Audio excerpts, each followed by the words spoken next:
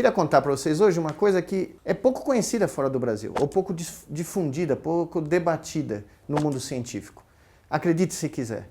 A ciência, como vocês sabem, é uma grande indústria. É maior que a economia do Brasil, para vocês terem uma ideia. O dinheiro investido em ciência e a maior parte desse dinheiro, como vocês sabem, é público. Curiosamente, nessa indústria é muito raro você ouvir alguém falar da missão da ciência como um agente de transformação social.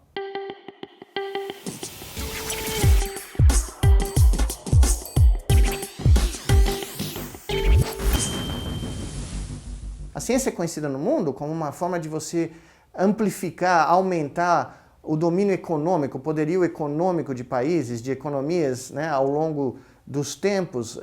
Principalmente nos últimos 200 anos, a humanidade se deu conta, desde a Revolução Industrial, que quando você aplica ciência nos meios de produção, você automatiza certos produtos e você gera uma capacidade de produção muito maior e a produtividade da economia aumenta. Essa não é a ciência que eu quero conversar com vocês agora. Eu quero conversar sobre a ciência que muda a vida do homem.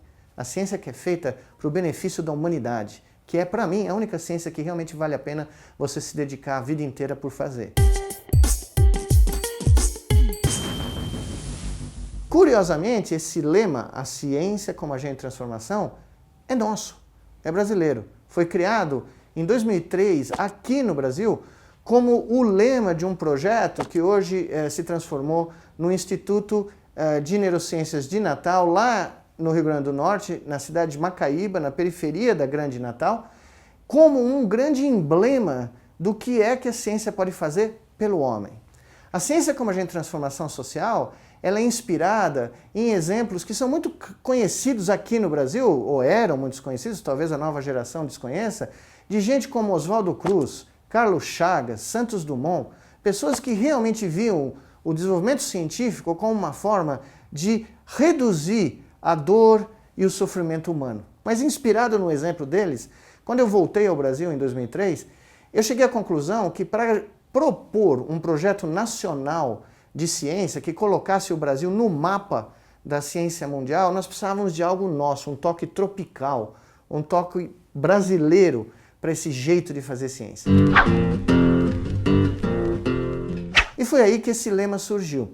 A ciência como agente de transformação social propõe o uso do conhecimento de ponta e dos meios de produção de conhecimento de ponta para a melhoria da saúde pública, da educação da população. É a receita e a fórmula essencial para o ser humano atingir o seu potencial intelectual pleno, que é um direito inalienável de cada um de nós. E por que isso é importante? Porque se você atinge o seu potencial intelectual pleno, ou na minha linguagem, o seu potencial neurobiológico pleno, você tem uma chance de atingir a sua felicidade. O que seja a definição de felicidade para cada um de nós depende da gente ter a possibilidade de atingir o nosso potencial enquanto ser humano. Por isso que quando a gente chegou aqui no Brasil, de volta, em 2003, a nossa proposta foi usar a ciência, em particular a neurociência, para criar um programa educacional que não existia em lugar nenhum no mundo. Nem na Finlândia, que revolucionou a educação na década de 80, os caras pensaram em acoplar pré-natal das mães dos nossos futuros alunos com escolas onde o método científico é a base do método político-pedagógico e a prática da ciência como meio que vai gerar a possibilidade de se investir nesse tipo de proposta. Foi aí que a gente criou o programa Educação para Toda a Vida, que, como eu falei, começa no pré-natal de alta qualidade das mães dos nossos futuros alunos. Qual é o raciocínio por trás dessa proposta? Todo mundo sabe, não precisa ser neurocientista, que o período da gravidez é vital para a formação do cérebro humano. A configuração inicial do cérebro, a formação dos neurônios, as primeiras conexões, tudo isso ocorre no processo da gestação. Então, para que essa criança nasça com um potencial pleno neurobiológico, é preciso que esse pré-natal cumpra tudo que é necessário para ele ser o mais positivo e o mais normal possível. Se você investir no pré-natal, você vai reduzir dramaticamente o problema de aprendizado, por exemplo, das crianças que nascem de gestações não ideais, gestações de alto risco, gestações que tiveram problemas.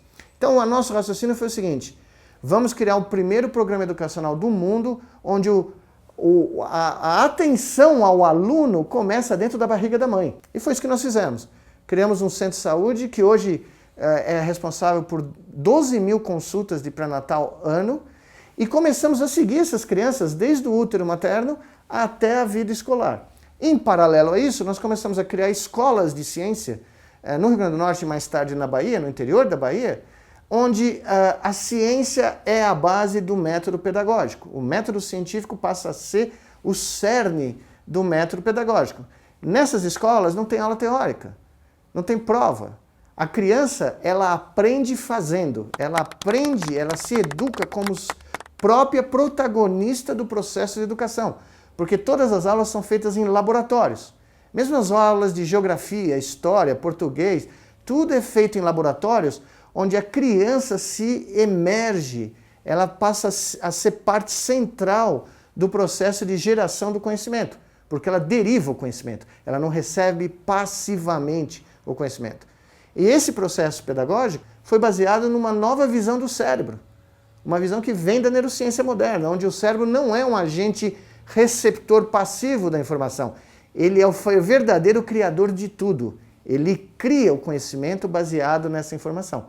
Pois bem, a ciência como agente de transformação social no Brasil foi isso.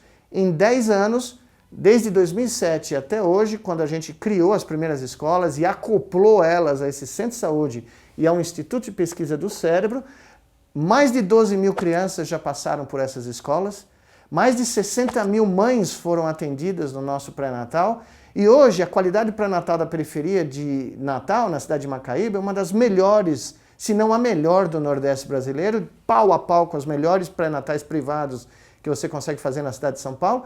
E o resultado final disso é que as nossas crianças estão atingindo a sua plenitude. Elas conseguem perseguir os seus sonhos individuais de felicidade.